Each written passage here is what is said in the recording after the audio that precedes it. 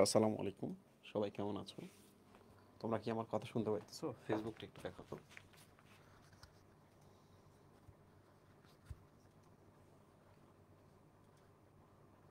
ফেসবুকটা একটু দেখো। ওকে, সবাই আসো। আসলে আমরা ক্লাস শুরু করে দেবো। ওকে, আজকে আমাদের শেষ ক্লাস। আজকে আমরা বাকি যে চ্যাপ্টারগুলো আছে সেই চ্যাপ্টারগুলোতে কি কি পড়তে হবে আমি ওটা দেখিয়ে দিব।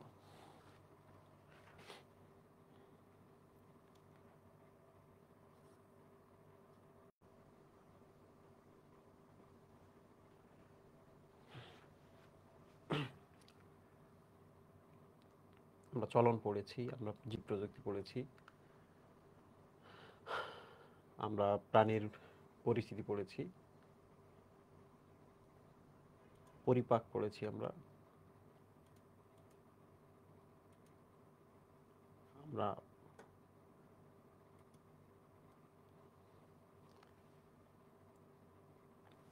প্রাণীর বিভিন্নতা ও শ্রেণীবিন্যাসটা এখন আমরা দেখে নিব।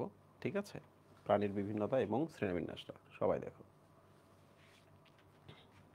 তোমাদের প্রাণীর বিভিন্নতা শ্রেণীবিন্যাস একটা চার্ট দিছিলাম, মনে আছে? প্রাণীর বিভিন্নতা ও শ্রেণীবিন্যাস, আমি একটা চার্ট দিছিলাম। কমেন্টে জানাও তো তোমাদের চার্টটার কথা মনে আছে কিনা। একটা চার্টেই মোটামুটি সবগুলো আমি কভার করে দিছিলাম, তাই না? তো তারপরেও আমি বলবো তোমরা আবার কি দেখবা এখান থেকে।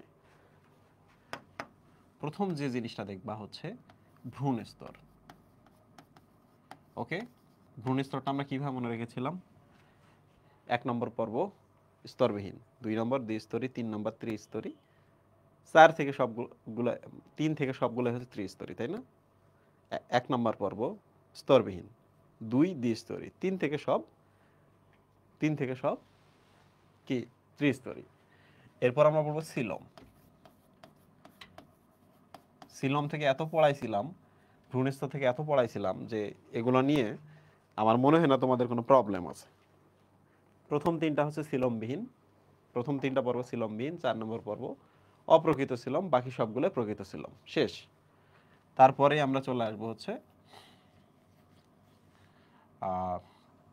বেসিক জিনিসগুলো তো আমরা পড়বো এখানে রিডিং পড়ার সময়। দ্বিপদ নামকরণের নিয়ম আছে যা কিছু, এইটা পড়বো। সব কিছু পড়ার পর আমরা চলে আসবো হচ্ছে পরিফেরা। পরিফেরা 3-4টা জিনিস তো অবশ্যই আমরা পড়বো। পরিফেরার গায়ের মধ্যে যে ছিদ্র আছে, পোরগুলো আছে, এই ছিদ্রগুলোর নাম হচ্ছে অস্টিয়া। এই এসিটা ঠান্ডা হয় না কেন?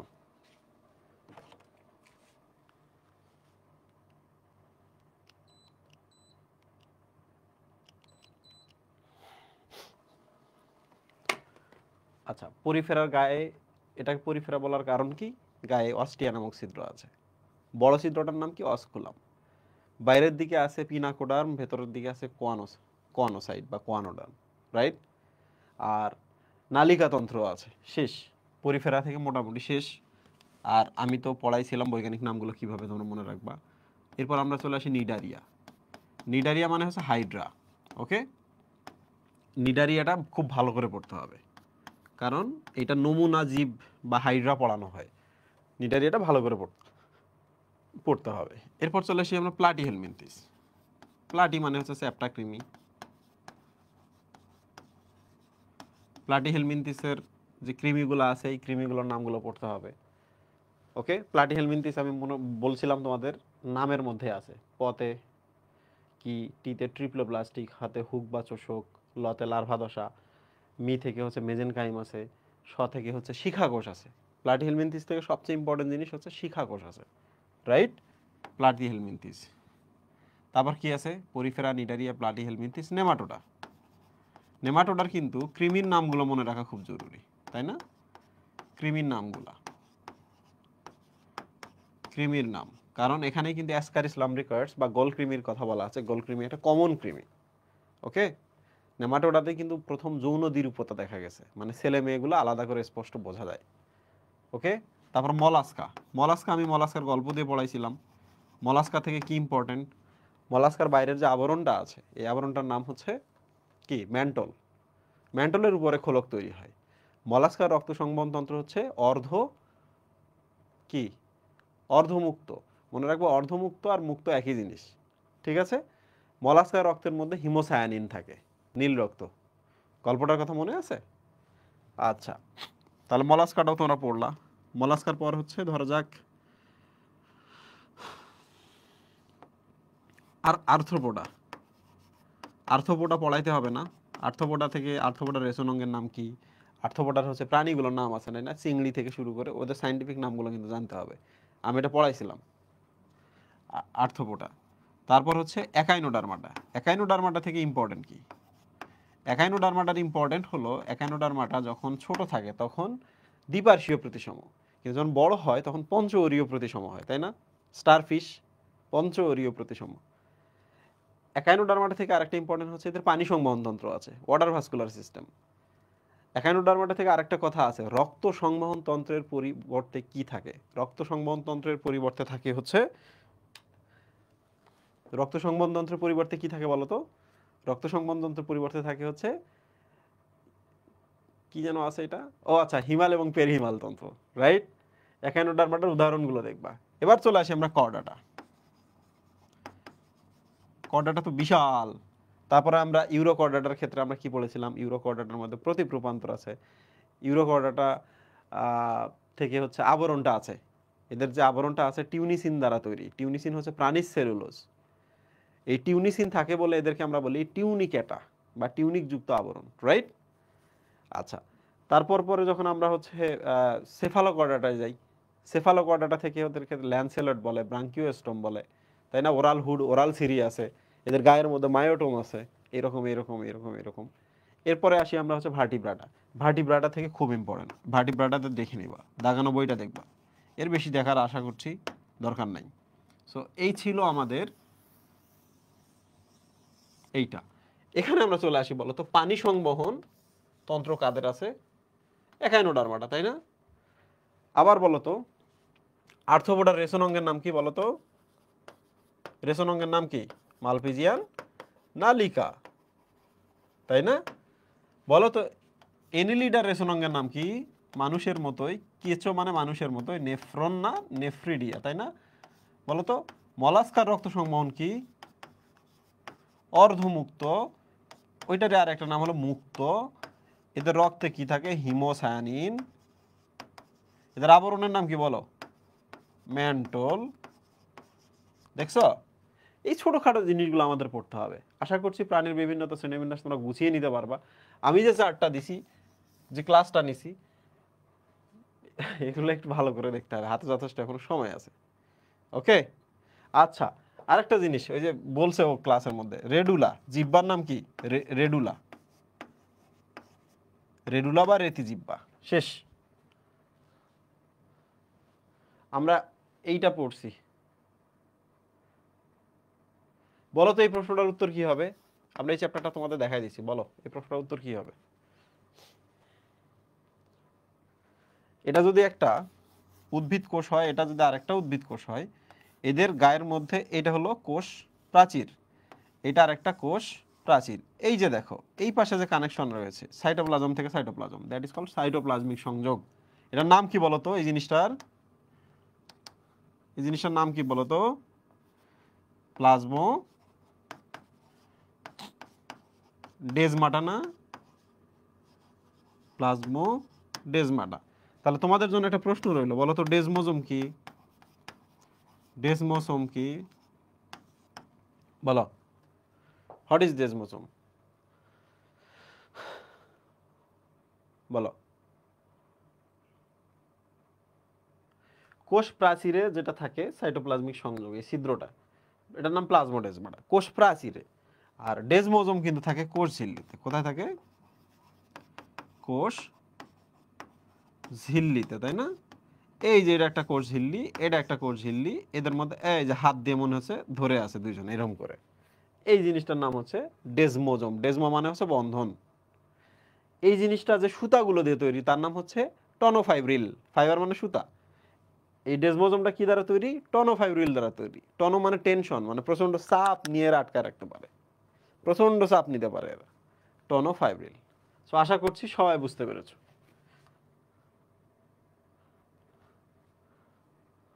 এটা তোমরা রক্ত রক্ত চ্যাপ্টার থেকেই পাবা। শ্বসনতন্ত্র আমরা পড়েছি। এই বলো তো অ্যাডামস অ্যাপল কোথায় থাকে? বলো তো অ্যাডামস অ্যাপল কোথায় থাকে? স্বরযন্ত্রে থাকে। হ্যাঁ, এই যে ফুলে আছে পুরুষের ক্ষেত্রে একটু বেশি প্রমিনেন্ট, এটা হচ্ছে অ্যাডামস অ্যাপল। বলো তো প্রাকৃতিক পতঙ্গনাশক সেলুলোজ কত কার্বন, সেলুলোজ কত কার্বন বিশিষ্ট মনোস্যাকারাইডের পলিমার? এই প্রশ্নটা জানো তোমরা? বলো তো সেলুলোজ কত কার্বন বিশিষ্ট মনোস্যাকারাইডের পলিমার? 6 কার্বন, কারণ সেলুলোজের মধ্যে প্রচুর পরিমাণে কি আছে? গ্লুকোজ আছে। গ্লুকোজ 6 কার্বন, তাহলে গ্লুকোজ গ্লুকোজ গ্লুকোজ। এবার বলো তো বন্ধনটার নাম কি? এটা কিন্তু কোষ প্রাচীর থেকে আসছে। বন্ধনটার নাম কি? আলফা বন্ধন না বিটা বন্ধন? আলফা গ্লাইকোসাইটিক নাকি আছে বিটা বিটা বন্ধন? বিটা বন্ধন, ইয়েস। স্টার্চে থাকে আলফা আলফা বন্ধন, সেলুলোজে থাকে বিটা বন্ধন, আর গ্লাইকোজেনে দুইটাই থাকে।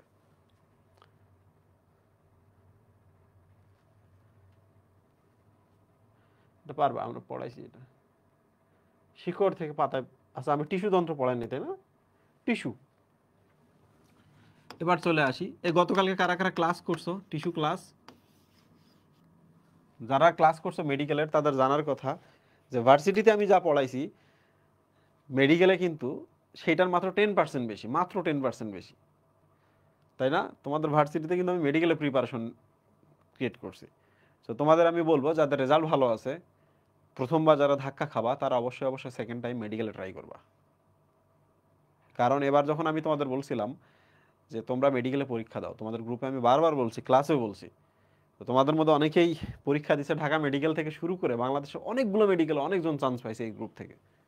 বুঝতে পারছো? সো তোমরা অবশ্যই অবশ্যই রেজাল্ট ভালো থাকলে মেডিকেলে পরীক্ষা দিবা। আচ্ছা টিস্যু থেকে আমরা চলে আসি। টিস্যু থেকে আমরা কি পড়বো? প্রথমে আমরা ভাজক টিস্যুর ক্লাসিফিকেশনগুলো পড়বো। হ্যাঁ, প্রারম্ভিক প্রাইমারি আর একটা হচ্ছে সেকেন্ডারি ভাজক টিস্যু। সেকেন্ডারি ভাজক টিস্যু উদাহরণ জানতে হবে, ঠিক আছে?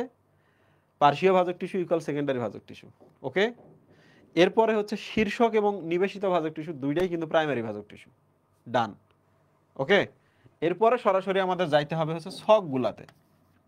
কোথায় যাইতে হবে আমাদের? ছকগুলাতে, যেখানে মূল কাণ্ড পার্থক্য রয়েছে।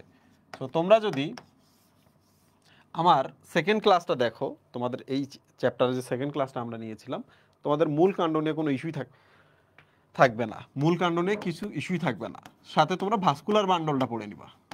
ভাস্কুলার বান্ডল, ওই যে অপূর্মা পড়াইছি না, ভাস্কুলার বান্ডল, এইটা পড়বা আর এইটা পড়বা, দেখবা তোমার অর্ধেক পড়া শেষ। ওকে, অর্ধেক পড়া শেষ। এরপরে তোমরা যেটা করবা সেটা হলো এপিডার্মাল যেগুলা পত্ররন্ধ্র টন্ধ্র যেগুলো আছে এবং পানিপত্ররন্ধ্র আছে, এই জায়গাগুলো একটু দেখে নিবা। শেষ, পানিপত্ররন্ধ্র প্লাস পত্ররন্ধ্র, এই জায়গাটা দেখে নিবা। তাহলে টিস্যু থেকে মোটামুটি অল্পই পড়তে হবে, কিন্তু রিভিশন দেওয়ার সময় অনেক পড়তে হবে। কারণ টিস্যু থেকে প্রশ্ন আসবে, এই প্রশ্ন যদি তুমি না পারো তাহলে এটা তোমার থেকে হতভাগা আর কেউ নাই। কারণ বাংলাদেশে আমি ইউটিউবে, হ্যাঁ, অতীতে যত ভিডিও আছে, যত ক্লাস আছে, আমি কিন্তু অতীত থেকে শুরু করে বর্তমান পর্যন্ত সবার ভিডিও দেখছি আমি ইউটিউবে, যে তারা টিস্যু পড়াইতেছে কেমনে। তারপর আমি কি করছি, আমি লজিক কনসেপ্ট দেওয়া শুরু করছি। তখনই দেখা গেল যে টিস্যুতে আমি যা ক্লাস নিয়েছি, এটা এটা মানে প্রাইড না, সেলফ প্রাইড না, আমি যা ক্লাস নিয়েছি এইটা করলে আর কোনো ক্লাসই তো করতেই হবে না, আর অন্য ক্লাস করে তুমি 100% কাভার করতে পারবে না। সো আমি তোমার যে ক্লাসটা নিয়েছি অবশ্যই অবশ্যই আবার দেখবা, ঠিক আছে? অবশ্যই অবশ্যই আবার দেখো, কারণ ওইটাই বাংলাদেশের বেস্ট টিস্যু সিস্টেমের প্লেলিস্ট। ওকে, সো আমাদের টিস্যু ডান। কি কি ডান হইলো আজকে? টিস্যু হইলো, প্রাণীর বিভিন্নতাও শ্রেণীবিন্যাস হয়ে গেল। আর কি আছে মুহিব দেখো তো?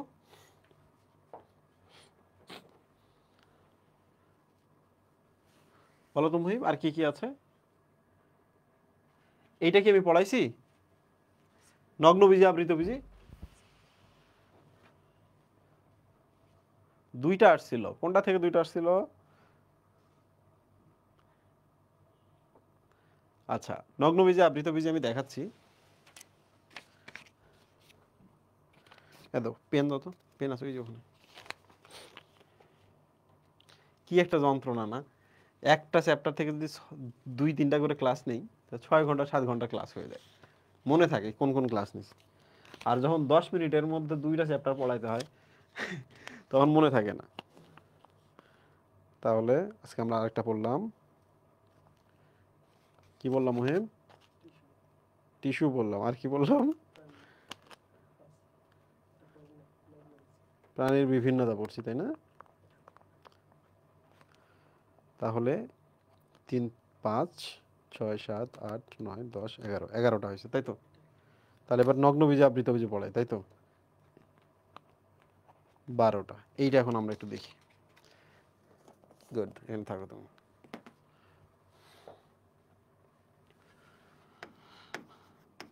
নগ্নবীজি অংশটা আমি একটু দেখাই। প্রথমে পড়বা সেটা হলো প্রাকৃতিকভাবে কয়টা জন্মে, প্রাকৃতিকভাবে বাংলাদেশে কয়টা জন্মে, এটা একটু দেখবা। 2 নম্বর হচ্ছে সেগুলোর নাম দেখবা, সেগুলোর নাম, কোনটার নাম বাঁশপাতা, কোনটার নাম কি, এই টাইপের দেখবা, বাংলা নাম। হ্যাঁ, পড়লা। পড়ার পর পরে নগ্নবীজি যদি বৈশিষ্ট্যটা পড়ো, নগ্নবীজি যদি বৈশিষ্ট্যটা অন্তত ক্লাস দেখে পড়ো, তাহলে তোমার এই যে নগ্নবীজির 90% ডান। ঠিক আছে, আমি তোমাকে ট্রিক শিখাই দিলাম, তুমি এটা পড়বা। পড়লেই দেখবা নগ্নবীজির সাথে ফার্নের মিল অমিল এই জিনিসগুলো তখন তুমি পেয়ে যাবা।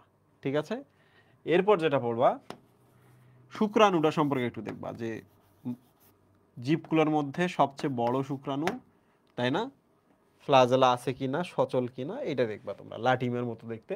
শুক্রাণুটা কিন্তু জানা খুব জরুরি। ঠিক আছে, তারপর নগ্নবীজি থেকে আর তেমন কিছু নাই, তবে স্পেশালি আমি বলবো মেগা স্পোরোফিল এবং micro mega plus micro sporophyll জিনিসটা কি একটু চেষ্টা করবো বুঝতে।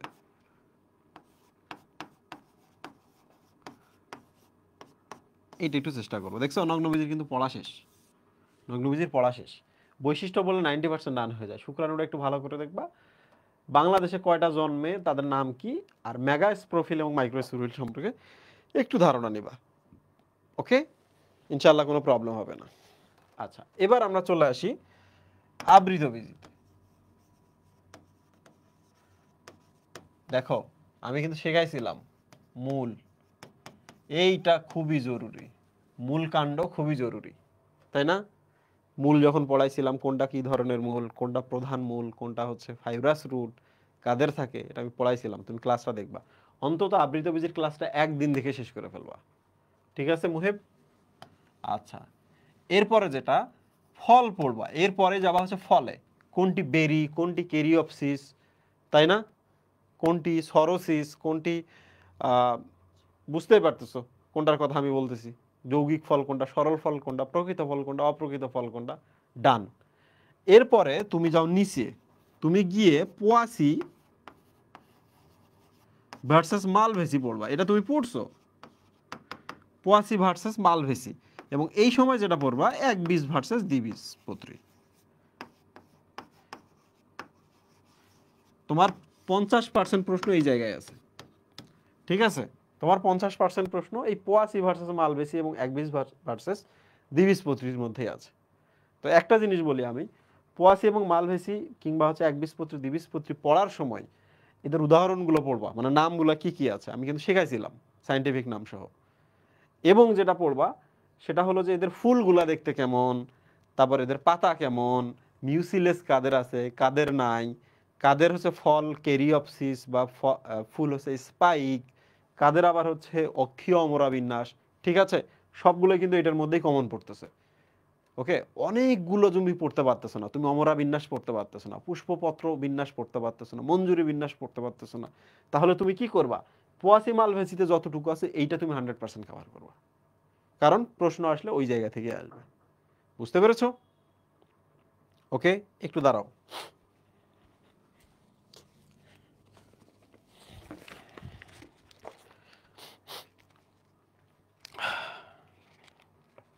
এই চ্যাপ্টারে তেমন কোনো পড়া নাই অল্প একটু।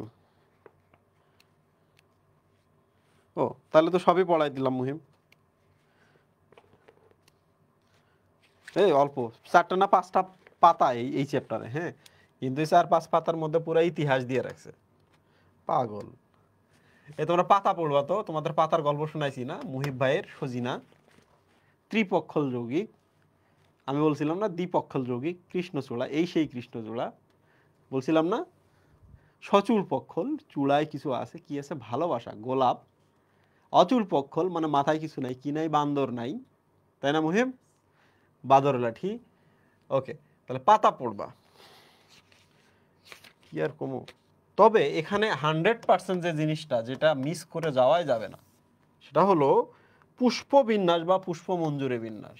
পুষ্প বিন্যাস বা পুষ্প মঞ্জুরি বিন্যাস, ঠিক আছে। কোনটা স্পাইক, কোনটা স্পাইকলেট, কোনটা ক্যাপিচুলাম, কোনটা রেসিমোস, কোনটা সাইমোস।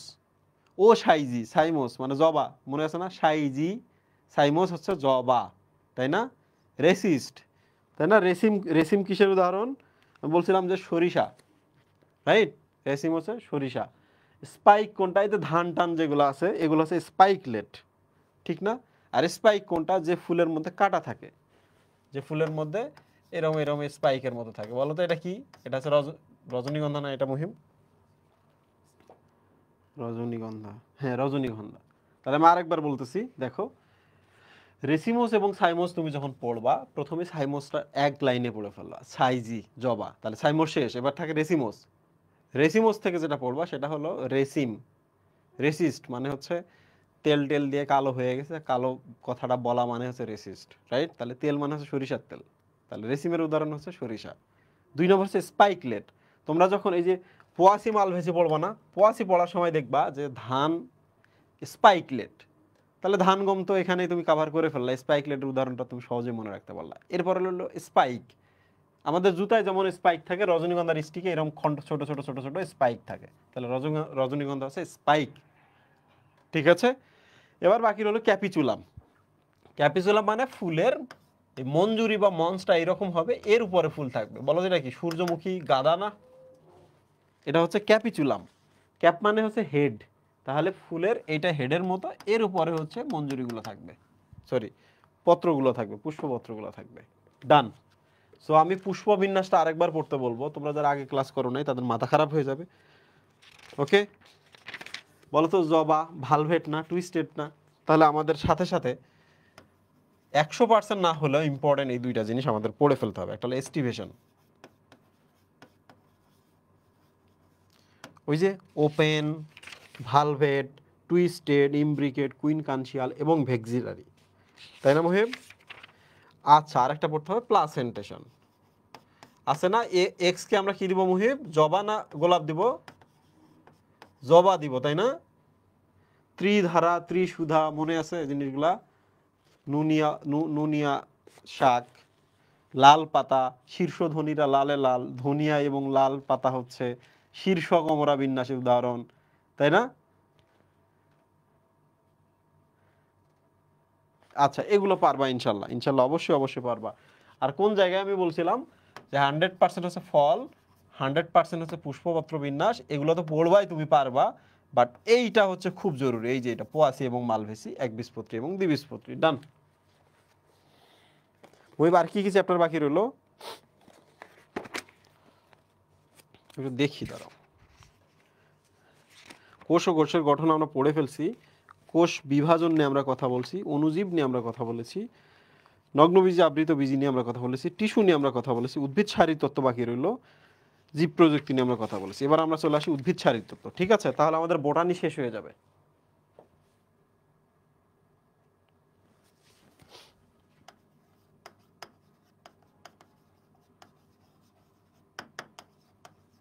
উদ্ভিদ শারীর তত্ত্ব প্রথম যে জিনিসটা আমাদের পড়তে হবে সেটা হলো লবণ পরিশোষণ। দেখো আমি 4 ভাগে ভাগ করবো এটা, লবণ পরিশোষণ। লবণ পরিশোষণ থেকে যেটা পড়বা সেটা হলো ম্যাক্রো এবং মাইক্রোগুলা, এটা পারবা, ম্যাক্রো ভার্সেস মাইক্রো। 2 নম্বর হচ্ছে লবণ পরিশোষণের অঙ্গ। পানি পরিশোষণ হয় কিন্তু মূল রোম দ্বারা, আর লবণ পরিশোষণ করে বুল। তারপর যেটা পড়তে হবে কোনটা দ্রুত শোষিত হয়, কোনটা মন্থর শোষিত হয়, তাই না। এরপরে যেটা পড়বা সক্রিয় ভার্সেস নিষ্ক্রিয়, মানে সক্রিয় শোষণ এবং নিষ্ক্রিয় শোষণের কি ঘটনা ঘটে? সক্রিয়তে শক্তি লাগে, শক্তির জন্য শোষণ বেড়ে যায়, তাই না মুহিব? এটা কনসেন্ট্রেশনের বিপরীত দিকে যায়, মানে নিম্ন ঘনত্ব থেকে উচ্চ ঘনত্বের দিকে যায়। সক্রিয় ভার্সেস নিষ্ক্রিয়। আর যতগুলো প্রক্রিয়া আছে তার মধ্যে অবশ্যই শুধুমাত্র সাইটোক্রোম পাম্প মতবাদ বা লুন্ডেগড় মতবাদ পড়বা, পারবা ইনশাল্লাহ। লুন্ডেগড় মতবাদটা একবার ভিডিও দেখে নিবা। এটা সহজ, এটা পারো। অঙ্গটা এক লাইনে জানো। দ্রুত আর মন্থর কাদের হয় তোমরা জানো এটা, তাই না? পটাশিয়াম নাইট্রেট, ক্যালসিয়াম সালফেট বা এরকম কিছু আছে। সক্রিয় নিষ্ক্রিয় এটাও পারবা তোমরা, শুধু একটু সময় নিবা। এইটা শেষ। এবার চলে আসি আমরা প্রচ্ছেদন। ঠিক আছে, প্রচ্ছেদন যে জিনিসটা রিডিং পড়তে হবে, একটু সময় নেবে, সেটা হলো প্রভাবকগুলো কিন্তু পড়তে হবে। প্রভাবক, হ্যাঁ, সবার প্রভাবক পড়তে হবে, এটা আমি বলবো না। প্রচ্ছেদনের ক্ষেত্রে দেখবা সংজ্ঞাটা পড়বা, সংজ্ঞায় দেখবে পার্সেন্টেজের কথা বলা আছে, এটা পড়বা। তারপর হচ্ছে যন্ত্রটার নাম পড়বা, গ্যানং পটোমিটার দ্বারা প্রচ্ছেদন মাপা হয়। তারপর ওখানে একটা পার্থক্য আছে, এই পার্থক্যের ছকটা পড়বা, পার্থক্য ছক, তাই না? শেষ, প্রচ্ছেদন শেষ। এরপর সরাসরি চলে আসবা আধুনিক মতবাদে। আধুনিক মতবাদ, প্রোটন প্রবাহ মতবাদ আর কি। ডান, প্রচ্ছেদন ডান। অবশ্যই তুমি কি পড়বা, আবার ওই প্রভাবকগুলো পড়বা। ঠিক আছে, এরপরে চলে আসো তুমি সালোক সংশ্লেষণে। আল্লাহ, সালোক সংশ্লেষণে বিক্রিয়াটা দেখবা, প্রথমে ফটোলাইসিস ব্যাপারটা বুঝবা, ফটোলাইসিস ব্যাপারটা বুঝবা। তারপর যেটা করবা সেটা হলো সালোক সংশ্লেষণে হচ্ছে C3-তে যাবা এবং C4-এ যাবা। যদি পারো, যারা ট্যালেন্টেড আছো এক্সট্রা, তোমরা যেটা করবা সেটা হলো চক্রীয় এবং অচক্রীয় অবশ্যই করবা। চক্রীয় ভার্সেস অচক্রীয়, এইটা একটু বোঝার চেষ্টা করবো। তার মানে হচ্ছে photo system 1 versus photo system 2। ঠিক আছে, C3 C4টা খুব জরুরি। এখানে উদ্ভিদগুলা কোনগুলা, টেম্পারেচার কেমন লাগে, মানে এটা প্রক্রিয়া পড়তে হবে, এটা প্রক্রিয়া পড়তে হবে, পার্থক্যগুলো পড়তে হবে। ঠিক আছে, শেষ। এবার চলে আসি আমরা শ্বসন। শ্বসনে সবসময় ইম্পর্টেন্ট কিন্তু গ্লাইকোলাইসিসটা, সবসময় গ্লাইকোলাইসিসটাই সবচেয়ে ইম্পর্টেন্ট, কারণ দুই ধরনের শ্বসনের এটা হচ্ছে কমন পাথ হয়ে, তাই না মুহিব? তারপরে যেটা তোমাকে পড়তে হবে শ্বসন থেকে, সেটা হলো শ্বসনিক হার। শ্বসনিক হার, একটু অবাধ শ্বসনটা দেখে নিবা, যে অবাধ শ্বসনে কেমন শক্তি উৎপন্ন হয়। প্রাণীর ক্ষেত্রে অ্যাসিড উৎপন্ন হচ্ছে, আর উদ্ভিদের ক্ষেত্রে কি উৎপন্ন হচ্ছে মুহিব? অ্যালকোহল উৎপন্ন হচ্ছে। অবাধ শ্বসনটা একটু দেখে নিবা, এটিপি কাউন্টটা একটু করবা আর কি, এবং কি উৎপন্ন হয় এখানে। এটা সহজ, এক লাইনে পড়ার জিনিস। তাহলে গ্লাইকোলাইসিস পড়ছো, গ্লাইকোলাইসিস থেকে এখানে এটিপি কাউন্ট শিখবা, মনে রাখবা। পরীক্ষার হলে এটিপির সাথে শুধু এটিপিরই কাউন্ট করবা। হ্যাঁ, প্রশ্নপত্র কিন্তু চেঞ্জ হয়েছে, মানে এনএডিপিএইচ এর মধ্যে হিসাবের মধ্যে আসবে না, কিন্তু অপশনে গিয়ে যদি দেখো মিলতেছে না, তখনই শুধু এটিপি এবং NADPH2 দুইটা একসাথে, মানে NADH2 একসাথে কাউন্ট করবা। ঠিক আছে, আবার বলি আমি, যদি প্রশ্ন করে যে গ্লাইকোলাইসিসে কত অণু এটিপি উৎপন্ন হয়, মানে নিট এটিপি কতটুকু, তাহলে খরচ হয়েছে 2টা, উৎপন্ন হয়েছে 4টা, তাহলে কয়টা থাকতেছে? 2টা। তাহলে অপশনে গিয়ে যদি দেখো 2 নাই, তাহলে এক কাজ করবা, তাহলে ওই যে NADH2 যেগুলো উৎপন্ন হয়েছে না, ওগুলোকেও কাউন্ট করবা। তাহলে অপশন অনুযায়ী উত্তর ঠিক করবা। ঠিক আছে, অপশন অনুযায়ী উত্তর ঠিক করবা। গ্লাইকোলাইসিস শেষ। গ্লাইকোলাইসিসে তোমরা যেটা করবা, বিভিন্ন ধাপে কোথায় কোন এনজাইম লাগতেছে, কোথায় কি উৎপন্ন হয়েছে, কোনটা উভমুখী কোনটা একমুখী, এই জিনিসগুলো দেখবা। এটা পারবা তোমরা, এটা সহজ আছে, তোমরা তো সবই পারো। সংযোগী বিক্রিয়া, দ্যাট মিন্স হচ্ছে পাইরুভিক অ্যাসিডের জারণ, তাই না? সংযোগী বিক্রিয়া কি উৎপন্ন হয়? পাইরুভিক অ্যাসিড থেকে অ্যাসিটাইল কোয়ে সৃষ্টি হয়। তোমাদের মনে আছে না, 2টা পাইরুভিক থেকে 2টা অ্যাসিটাইল কোয়ে, 2টা কার্বন ডাইঅক্সাইড বের হয়, 2টা NADH2 উৎপন্ন হয়, 2টা অ্যাসিড, রাইট? সবগুলো 2 2, মনে আছে তো? সবগুলো 2 2। তাহলে এটা একটু দেখে নেবা। এরপরে চলে আসি আমরা ক্রেবস চক্র। ক্রেবস চক্র থেকে কিন্তু কাউন্ট হচ্ছে কি কি উৎপন্ন হচ্ছে, ATP, NADH2, FADH2, কোনটা কতটুকু করে উৎপন্ন হচ্ছে, এটা কিন্তু কাউন্ট করতে হবে বাবা। ক্রেবস চক্রে প্রথম কার সাথে এসে অ্যাসিটাইল কোয়ে যুক্ত হয়, প্রথম স্থায়ী পদার্থ কি, এই জিনিসগুলো কিন্তু জানতে হবে, এগুলো একাডেমিকের পড়া। এবার তো আমি একাডেমিকের প্রশ্নের মধ্যে যখন আমি সলভ করতেছিলাম বিভিন্ন কলেজের একাডেমিক প্রশ্ন, আল্লাহ, পুরা ক্রেপস চক্রের ভেতর থেকেও কমপ্লিকেটেড করে দিছে। মানে আমি পিএইচডি করতে কি পড়ছি, পোস্ট গ্রাজুয়েশন করতে কি পড়ছি, ইন্টারমিডিয়েটের স্টুডেন্টে সেটা আমি পড়াইতেছি। তাহলে বোঝো যে কলেজে কি পরিমাণে অ্যাডভান্স হয়েছে। তো ভয় পাবা না, হ্যাঁ। ক্রেপস চক্র থেকে যদি কেউ চক্রটাতে কি উৎপন্ন হচ্ছে, কার সাথে যুক্ত হচ্ছে, প্রথম স্থায়ী পদার্থ কি, এগুলোও বোঝে এবং কি কি উৎপন্ন হচ্ছে এতটুকু বোঝে, এবং ক্রেপস চক্রটা কোথায় ঘটতেছে এতটুকু বোঝে, তার জন্য অনেক, তার জন্য অনেক। আচ্ছা, এবার চলে আসি আমরা ইটিএস। ইটিএস এ মনে আছে 4টা কমপ্লেক্স পড়াইছিলাম, 4টা কমপ্লেক্সের নাম জানবা। ইটিএস এ গিয়ে বেসিক্যালি কার্বন ডাই অক্সাইড উৎপন্ন, পানি উৎপন্ন হয়, তাই না? আমরা যে অক্সিজেনটা নিই এটা আলটিমেটলি ইটিএস এই খরচ হয়। ইটিএসটা কোথায় ঘটে, মাইটোকন্ড্রিয়াল ম্যাট্রিক্সে নাকি ক্রিস্টিতে? ডেফিনেটলি ক্রিস্টিতে। ইটিএসটা সবসময় ঝিল্লিতে থাকে, ক্রিস্টিতে, মাইটোকন্ড্রিয়ার ইনার মেমব্রেনে থাকে। তো 4টা কমপ্লেক্সের নাম জানবা, কোনটা একক পেরিফেরাল প্রোটিন, কোনগুলো মাল্টি প্রোটিন, কোনগুলোর নাম কি। আশা করছি তাতেই তোমাদের এটা কভার হয়ে যাবে। এই কম পড়াইলাম না, অনেক বেশি পড়াইলাম? এই তোমরা কি আমার কথা বুঝতে পারতেছো?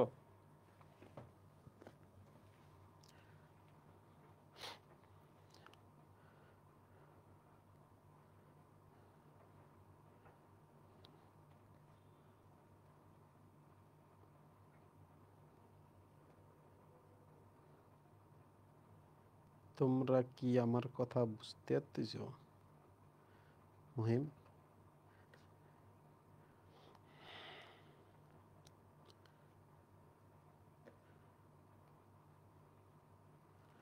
যাই হোক, টোটাল মিলিয়ে মোটামুটি তোমরা 220-30 জন লাইভ করতেছো।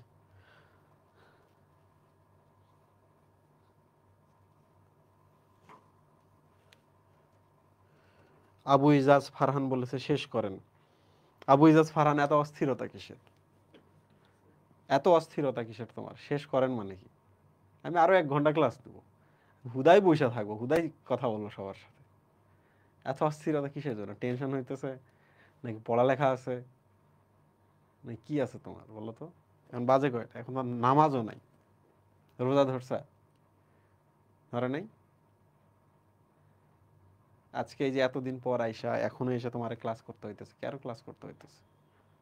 কারণ তুমি তুমি ভালো করো নাই, তোমার স্বপ্ন এখনো পূরণ হয় নাই। শেষ করেন কি? শেষ করেন এই কথা বলার তুমি কে? তোমার সাথে যে আর মানুষগুলো ক্লাস করতেছে, ওদের সাথে এমনও তো আছে অনেক স্টুডেন্ট যে ভাই আপনি আসেন, বসেন, গল্প করেন, দ্যাটস এনাফ। আছে না এরকম অনেক স্টুডেন্ট? ডিপ্রেশনে আছে না, অ্যাংজাইটিতে আছে না? শেষ করেন মানে কি? তাদের সাথে দেখা হয়ে যাচ্ছে, এটাই অনেক কিছু। আমি একদিন এক কাজ করছি, হ্যাঁ। আমি যখন মেডিকেলে চান্স পাই নাই তখন আমি জাস্ট পাগল হয়ে গেছি, কারণ আমি তো আগে পড়ি নাই। চান্স পাইতেই হবে। আমি আমার আমি আমি একটা নাম্বার কালেক্ট করছি, এক মেডিকেল স্টুডেন্ট ভাইয়ের নাম্বার কালেক্ট করছি। শোনো গল্পটা। মেডিকেল স্টুডেন্ট ভাইয়ের নাম্বার কালেক্ট করছি করে আমি বলতে চাচ্ছি যে ভাই, আমি, আপনি শুধু যা বলবেন আমি তাই করব, ডান বাম গরুর মতো খাটতে যা বলবেন আমি তাই করব, আমাকে মেডিকেলে চান্স পাইতেই হবে। গ্রাম থেকে আমি ফোন দিছি, তখন চলে রমজান মাস। আর আমি এক বোকা, আমি তো নাই রোজা তখন, বুঝতে পারছো? আমি তো নাই রোজা। আমি এমন সময় ফোন দিছি তখন ইফতার চলতেছে। ভাই ফোন রিসিভ করছে, আমি বলতেছি এইরকম করে, ভাই আপনি যেভাবে বলবেন সেভাবে আমি আপনার কাছে প্রাইভেট পড়বো। ভাই বলছে এই দাঁড়াও দাঁড়াও, কথা বলতে দাও। আমি কোনো কথা বলতে দিচ্ছি না। শেষে বলতেছে এখন কয়টা বাজে? আমি বুঝতেছি না তার প্রশ্নটা, কয়টা বাজে এটাকে আবার কি ধরনের প্রশ্ন? এখন কয়টা বাজে? শেষে আমারে মানে ঝাড়ি দিছে, বলতেছে এখন ইফতারের সময়। তারপর আমি মানে খুব শরম পেয়ে গেছি, ফোনটা দিছি কাইটা। এরপর ওই ভাইয়ের কাছে আমি কখনোই যাইনি। ডিফারেন্ট ভাবে আমি প্রিপারেশন নিছি, ডিফারেন্ট সার্কেল ক্রিয়েট করে, আমার মতো যারা স্বপ্নভঙ্গে ছিল তাদেরকে নিয়ে, যারা পাস, যারা ভালো করছে, যারা বিভিন্ন জায়গায় গেছে, আমি তাদের সাথে যাইনি। কারণ আমি জানি যারা খারাপ করছে তাদের কাছ থেকে আমি বেস্ট মোটিভেশন পাবো। তাদের দিকে তাকালে আমার মনে হবে আচ্ছা আমার থেকেও খারাপ সে আছে, চান্স পাইতে হবে, চল বন্ধু প্ল্যান করি। এইটা হলো, এইটা হলো স্ট্রেংথ। তো আমার ওই দিনের কথা মাঝে মাঝে মনে পড়ে যে আমি এত নির্বোধ কেন ছিলাম। প্রথমত তো বয়স কম, তাই বলে এত নির্বোধ ছিলাম আমি যে রমজান মাসে আজান দিতেছি, ইফতারের সময় আমি একটা ভাইটার ফোন দিয়ে সে ইফতার করতেছে, আমি বলতেছি যা যা লাগবে আমি তাই করবো, আপনি শুধু আমার গাইড করেন। সো সো একটা জিনিস বলি তোমাদের, ভার্সিটিতে চান্স হবে তোমাদের অনেকেরই, অনেকেরই চান্স হয়ে যাবে, কিন্তু এই যে নির্বুদ্ধিতা, এই যে ইডিওটিক বিহেভিয়ারগুলো, এগুলো চেঞ্জ হবে না অনেকের। তোমরা সারাটা জীবন এমন করতে করতে যাবা। এই জন্যই ভার্সিটিতে এই যে নির্বোধগুলা, মানে ভার্সিটিতে তুমি যাবা, গিয়ে দেখো বিশাল একটা অংশ হচ্ছে নির্বোধ, পণ্ডিত, বদমাইশ। তারা জানেই না কিভাবে কি করতে হয়, জানেই না কি কথা কখন বলতে হয়। ভাই শেষ করেন। হ্যাঁ, তুমি জানো বইমেলায় যাইতে আমার মাঝে মাঝে খুব, মানে যখন আমার মেমোরি মানে আমি বইমেলায় যাই, বইমেলায় অনেক মানুষ আসে, আমার অনেক মানুষ চেনে অ্যাজ এ রাইটার। ওকে, সারা বছর তারা বই কিনে, বইমেলা গেলে তারা অপেক্ষায় থাকে আমার সাথে দেখা হবে, এটা আমি খুব সম্মানজনক মনে করি। হ্যাঁ, তো একবার বইমেলায় একটা ঘটনা ঘটছে, যখনই আমার মনে পড়ে তখন আমার খুব শরম লাগে, মানে আমি নিজের মধ্যে গুটায় যাই। একদিন এক বাবা, মা এবং তার ছোট্ট একটা বাচ্চা আসছে, মেয়ে, বই কিনতে। তো আমি একা আছি বইমেলার স্টলের মধ্যে। তো ইউজুয়ালি যেটা হয়, বই নেয়, ছবি তোলে, কথা টথা বলে, তারপর চলে যায়। ছোট মেয়েটা আসলো, হাত বাড়াইলো, মা বললো আপনার একটা বই দেন, বই দিলাম। দেওয়ার পর তারা চলে যাচ্ছে, আমি তখন বলতেছি কি ছবি উঠাবেন না? এত বড় বই মেলা, এত এত বই আমি সেল করছি, আমার পরিচিত পাঠক এত এত, কিন্তু আমার এই শরমটা এখনো যায় না। ছবি তুলবেন না বলছি আমি, কারণ যে বইটা কিনছে তার মা আমারে একটু করে চিনতো, আগ্রহ থেকে ফেসবুকে পোস্ট দেখে নিতে আসছে। ছোট বাচ্চাটাও আমার চেনে না, ওই বাচ্চার বাপও আমার চেনে না। বুঝতে পারছো? যারা আমার চেনে না, আমি তাদেরকে বলতেছি যে আপনাদের মোবাইলে আমার সাথে ছবি তুলে নিয়ে চলে যান। এর থেকে শরমের আর কি হইতে পারে? ক্লাস শেষ করেন।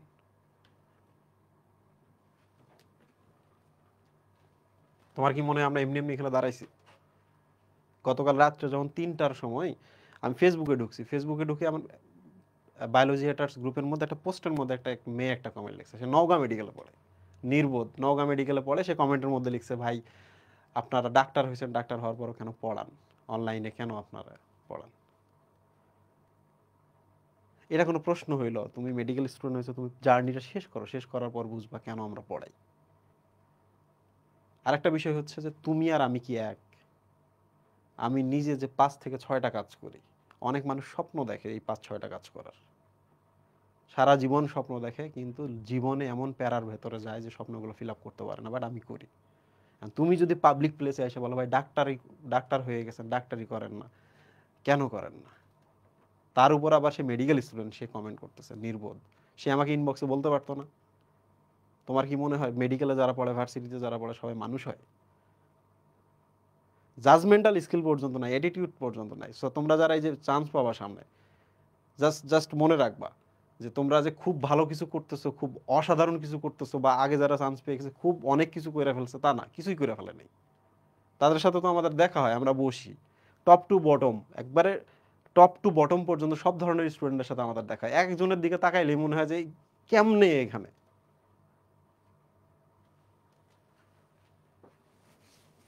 তোমার কি মনে হয় যে আমি যে এগুলো সুন্দর করে লিখতে পারতাম না? পারতাম তো না। কেন আমি সুন্দর করে লিখি নাই? কারণ আমার হাতের থেকে আমার মাথা আগে দৌড়াইতেছে। আরো গুছাই দিতে পারতাম, দেখতে আরো সুন্দর লাগতো, রাইট মুহিব? আমার মাঝে মাঝে খুব আফসোস লাগে যে সবাই ক্লাসের মধ্যে এত সুন্দর করে লেখে, আমি কেন লিখতে পারি না? এর কারণ হচ্ছে যে আমার হাতের থেকে আমার মাথা আগে দৌড়াইতেছে।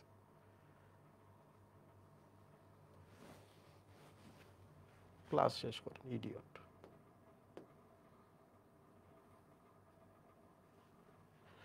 সো শরীর তত্ত্ব শেষ হয়ে গেছে, এরপর কি আছে মুহিম? বুঝতে পারছো যে আমার নিজের ভেতরে অনেকগুলো ফিলিং আছে, অনেকগুলো মোমেন্ট আছে, যে মোমেন্টগুলোর জন্য আমি এখনো শরম পাই। মনে হইলে আমার খুবই শরম লাগে যে আমি কি করছিলাম এটা।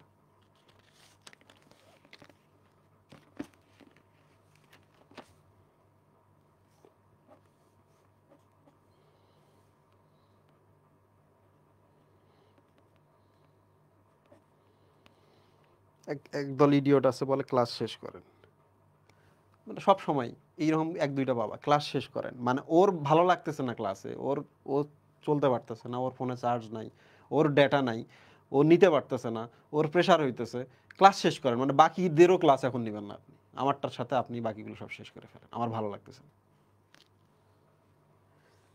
শারীরতত্ত্ব, নগ্নবীজি, প্রাণীর বিভিন্নতা, শ্রেণীবিন্যাস, প্রাণীর পরিচিতি, রক্ত সংবহন, অণুজীব, জীব প্রযুক্তি, টিস্যু 1 2 3 4 5 6 7 8টা, পরিপাক 9টা, কোষ বিভাজন 10টা, জিনতত্ত্ব 11টা, কোষের গঠন 12টা, শ্বসন ও শ্বাসক্রিয়া 13টা, চলন অঙ্গ চালনা 14টা।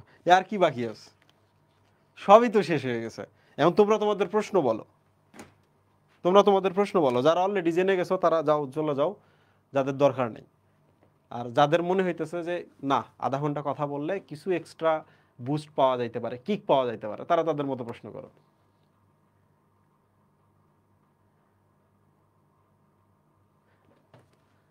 বলো বলো বলো, দেখি মুহিব কমেন্ট বক্স।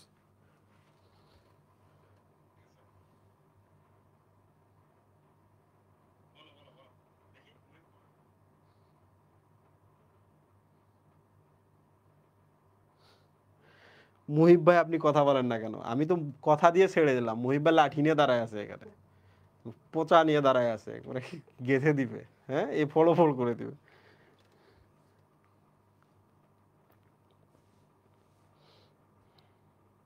আচ্ছা, কেউ একজন বলো অনুজীব কবে পড়াইছিল? আচ্ছা, অনুজীব তুমি যেটা করবা সেটা হলো এই সেম স্লাইডের মধ্যে, হ্যাঁ অন্য অন্য যে ক্লাসগুলো আমি নিয়েছিলাম, তো আমি ওগুলো দাগিয়েছিলাম। তো তুমি একটু দেখো লাস্ট যে 4টা আমি ক্লাস নিয়েছি, 4টা ক্লাসের ওই ক্লাসের উপরে কিন্তু পিডিএফটা দেওয়া আছে, ঠিক আছে? ও, তোমরা মুহিব ভাইকে দেখতে, মুহিব ভাই ভার্সিটি ব্যাচের সাথে দেখাইছিল তোমার? আসো আরেকবার, আসো দেখা করি। আরে আসো, এই যে দেখো তোমাদের মুহিব ভাই, একটা দামড়া একটা পোলা, হ্যাঁ। তোমাদের মুহিব ভাই ফার্স্ট টু লাস্ট কিন্তু এই ক্যামেরার পেছনে ছিল। মুহিব ভাই তোমাদের সাথে ছিল এই জন্য যে আমি যেন ক্লাসের মধ্যে চার্ম ধরে রাখতে পারি, আমি যেন কোশ্চেন জিজ্ঞেস করতে পারি, স্টুডেন্ট বুঝতেছে কিনা এটা যেন আমি ফিডব্যাক দিতে পারি। সো মুহিব ভাই তোমাদের জন্য দোয়া করতেছে, তোমরা শেষ পর্যন্ত যারা লেগে আছো তাদেরও যেন নেক্সট ঈদটা যেন খুব ভালো যায়। আমি সবার জন্য মুহিব ভাইকে বলবো, মুহিব ভাই দোয়া করবেন। মুহিব ভাই আপনি যথেষ্ট কষ্ট করছেন তাদের জন্য। Okay, thank you, thank you. Muhib ভাই তোমাদের জন্য যথেষ্ট কষ্ট করছে। তোমরা কি কোনো টপিক বা কোনো কিছু সম্পর্কে জানতে চাও কিনা বললে আমি ওইটা নিয়ে কথা বলতে পারি। এছাড়া কিন্তু আজকে ক্লাসে বলার মতো আর কিছু নাই, আজকে শুধু মেজাজ গরম করার ক্লাস। ভাইয়া জীববিজ্ঞানের সবগুলো এমসিকিউ মনে হয় পারি, কিন্তু কনফিউশনের জন্য কিছু ভুল হয়ে যায়, তাহলে কি সবগুলো দাগাবো? সবগুলো দাগানো ঠিক হবে? না না না না না। আমরা সেদিন বলছি না, দেখো এইটা ফলো করবা, কম্পিটিশন ব্যাপারটা মনে রাখবা, নিজ ভার্সেস নিজ, ঠিক আছে? এটা মনে রাখবা। আজকে আমি লাস্ট ক্লাসে এই জিনিসটা বলে যাচ্ছি, পরীক্ষায় দেখবে অ্যাপ্লাই করবা, পরীক্ষায় চান্স পেয়ে যাবে ইনশাল্লাহ। নিজের সাথে নিজের কম্পিটিশন হবে, তার মানে তোমার মনে হইতেছে অন্যজন 90+ পাবে, তাহলে আমাকে কি করতে হবে? আমাকে এখন 100টা লাগাইতে হবে। এই কাজ জীবনেও করবা না, নিজের সাথে নিজের কম্পিটিশন করবা। যদি এমন হয় যে 70টা পারছো 70টা, 50টা পারছো 50টা, 60টা পারছো 60টা, হ্যাঁ। বাট একটা জিনিস মনে রাখবা, যদি কনফিউশন হয়, এবার মেডিকেলে যে ফার্স্ট হয়েছে সর্বার সাথে যখন আমার কথা হয়, তখন আমি সর্বাকে জিজ্ঞেস করেছিলাম, তুমি যে লাইভে বলছো যে কিছু কনফিউশন থেকে প্রশ্ন ছিল, ওগুলোও দাগাই দিয়ে এসেছি, ওগুলোও হয়ে গেছে, এই জন্য আমি ফার্স্ট হয়েছি। তো সর্বাকে যখন আমি জিজ্ঞেস করি যে তোমার কনফিউশন আর মুহিব ভাইয়ের কনফিউশন কি সেম? না। কনফিউশন তুমি যদি বেশি পড়ে থাকো, তোমার যদি বেশি পড়া আছে আর অনেকের কম পড়া আছে, তাহলে তোমরা আমাকে বলো তো তোমাদের কনফিউশন সেম কি না? সেম? সেম না। যে বেশি পড়ে আসছে তার কনফিউশন মানে কি? তার কনফিউশন মানে হচ্ছে যে সে 3টা অপশনের মধ্যে 2টা অপশন থেকে খুব ভালো জানে যে এগুলো হবেই না, বাকি 2টার মধ্যে সে এলিমিনেশন করবে, রাইট? আর যে বলতেছে কম পড়া, ভাইয়া কনফিউশন হয়, হ্যাঁ তোমার হতে পারে কম পড়া, তোমার 4টা নিয়ে কনফিউশন হইতেছে, তাহলে তুমি আন্দাজে এটাতে দাগাবা, এটাতে দাগাবা, এটাতে দাগাবা, পরীক্ষা ভালো করবা না পাগলা? তারা কনফিউশন মনে রাখবা, যারা বেশি অলরেডি পড়ে ফেলছো তারা কনফিউশনগুলোতে যদি 50%ও যদি কনফিউশন থাকে দাগায় আসবা। আর যারা কম পড়ে আসো তাদের ক্ষেত্রে খুবই রিস্ক আছে, খুবই রিস্ক আছে। তোমার কনফিউশন আর এর কনফিউশন কিন্তু সেম না, এই জিনিসটা মনে রাখবা। বাট মনে রাখবা নিজের সাথে নিজের কম্পিটিশন হবে। আর একজন 100 পেয়ে টপার হবে, একজন 90+ মার্কস পেয়ে ওই ইউনিভার্সিটিতে ফার্স্ট হবে, তার কথা বিবেচনা করে তুমি যদি 100তে 100 দাগাও খবর করে ফেলবা। ঠিক আছে? ওকে, ভুলে যাই সামনে পরীক্ষা। দেখো সামনে পরীক্ষা, প্রথমত স্বপ্ন পূরণ হয় নাই, মানে চান্স হয় নাই, তাই না মুহিব? তাহলে চান্স না হওয়ার কারণে কি হয়েছে, সাথে এই যে ডিপ্রেশনটা একটু অতিরিক্ত করে বেশি হয়ে গেছে। তাহলে তুমি আমাকে বলো তো, চান্স হয় নাই সাথে ডিপ্রেশনটা বেশি হয়ে গেছে, এখন তুমি আমাকে বলো তো চান্স হয় নাই এর কারণে কি তুমি আরো বেশি ভুলবা না? ডিপ্রেশনটা যে এত বাড়ছে তার জন্য আরো ভুলবা না? ভুলবা কি না? তারপরেও তোমাকে অপেক্ষা করতে হবে যে পরীক্ষার দিনে, পরীক্ষার সময় আমি কি করব, মাথা যেমনিই হোক মনে করব আমি এইটা আমার কোনো পরীক্ষাই না, এই দিন আমি কুল থাকবো। পাওয়ার আশা করে যাবা না, পাওয়ার আশা করে যাবা না যে আমাকে এইখানে চান্স পাইতেই হবে, তাহলে কুলনেসটা ধরে রাখতে পারবা না। যে যত কম কুল পরীক্ষায় সে তত খারাপ করবে। ঠিক আছে? পরীক্ষায় সে তত খারাপ করবে। মনে করবা ডিপ্রেশন কিন্তু অলরেডি তোমাদের ব্রেনের উপরে উঠা বৈশা আছে। ওকে, আচ্ছা এবার চলে আসি আমরা যে প্রশ্নের ক্ষেত্রে আমরা কি দেখব। প্রথমে হচ্ছে সহজ প্রশ্নগুলো দাগাবো, সহজ দাগাবো, কঠিন স্কিপ, বড় প্রশ্ন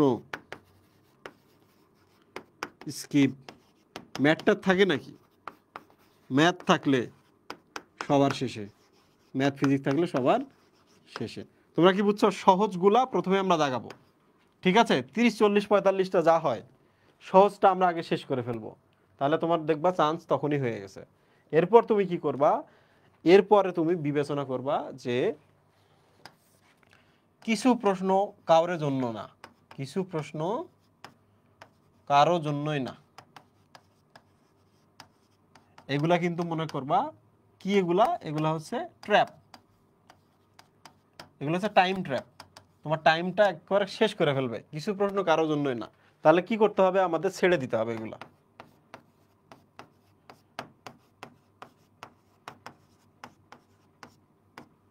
এগুলা কি করতে হবে, ছেড়ে দিতে হবে। তাহলে কিছু প্রশ্ন থাকবে টাইম ট্র্যাপ, এই প্রশ্নগুলো আমাদের ছেড়ে দিতে হবে। এই প্রশ্নগুলো কিন্তু ভুলেও আনসার করতে গিয়া মাথা টাথা খারাপ করা যাবে না, তাইলে কিন্তু পরীক্ষা খারাপ করবা।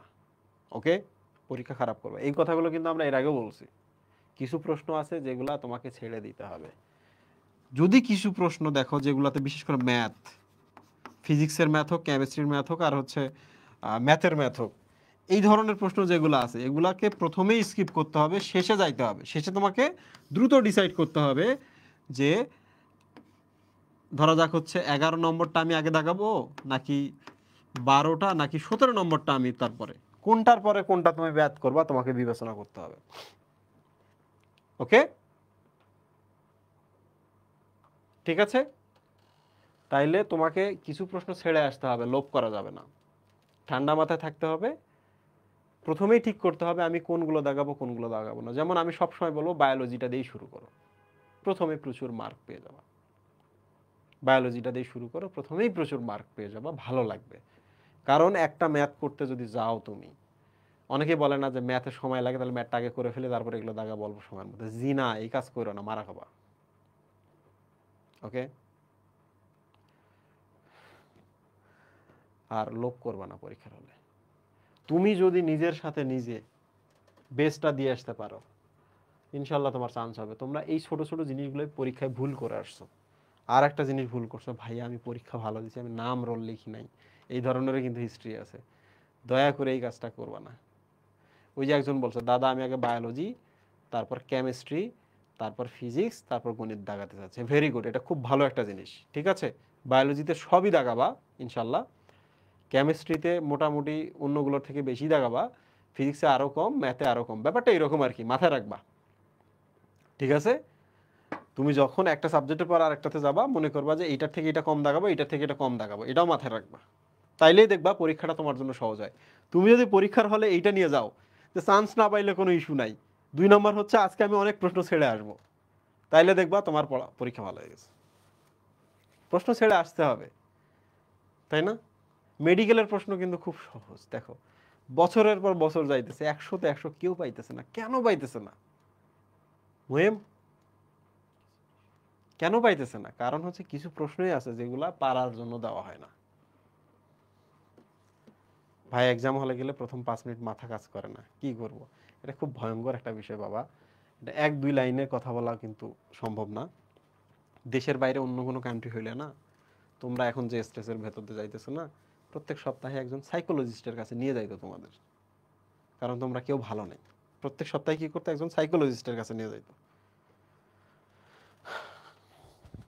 সো আশা করছি দ্যাটস এনাফ। আজকে আমরা এই পর্যন্ত শেষ করি। আর আমি যা বলছি, হ্যাঁ, আমি তোমাদের থেকে অনেক বড়, আমি তোমাদের থেকে অনেক বড় ধরতে গেলে তোমাদের থেকে। তোমাদের বয়স কত? ওদের বয়স কত মুহিম? 17-18, তাই না? ধরতে গেলে 1.5 গুণ বয়স তোমাদের থেকে আমার।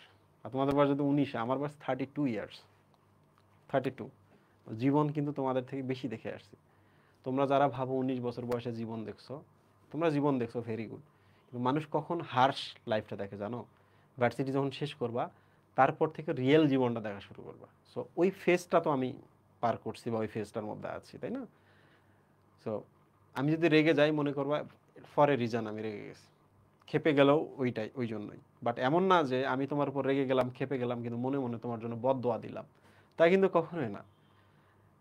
ওকে, আমার এক স্টুডেন্টের উপর আমি একদিন, মানে খুব মেজাজ খারাপ, সে তার মারে দিয়ে ফোন দিছে। হ্যাঁ, তার মারে দিয়ে ফোন দিছে কোনো একটা কারণে, আমি তারে ঝাড়ি দিছি, তার মারে ঝাড়ি দিছি। ছেলেটা রেজাল্ট পাওয়ার পরে বাংলাদেশের যে কোনো স্টুডেন্টের আগে সে আমার জানাইছে, ভাই আমি ময়মনসিংহ মেডিকেলে চান্স পাইছি, সবার আগে আমার জানাইছে।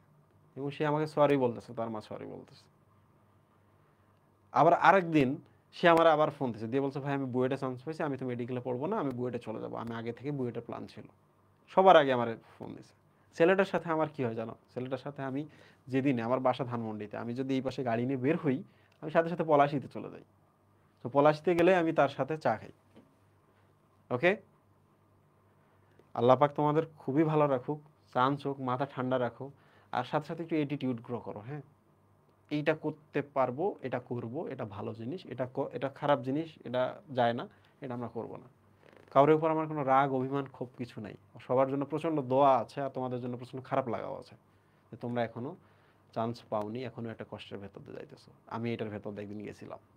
আল্লাহ হাফেজ।